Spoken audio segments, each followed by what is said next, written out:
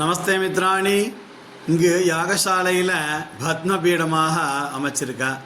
அதுக்கு மேலே புனித நதிகளிலிருந்து கொண்டு வரப்பட்ட தீர்த்தங்களை எல்லாம் கடங்களில் நிரப்பி அழகழகாக நூல் சுத்தின கடங்கள்லாம் அந்த பத்மபீடத்து மேலே வச்சுருக்கு.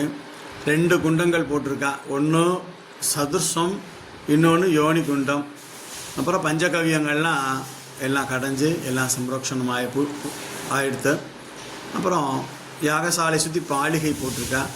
சதுர்சத்தில் மகாகணபதியும் யோனி குண்டத்தில் சோட்டானிக்கரை பகவதி அம்மனும் ஹோமங்களாக நடைபெற்று மிக சிறப்பான வகையில் யாகசாலைகளாக அமைக்கப்பட்டுள்ளது.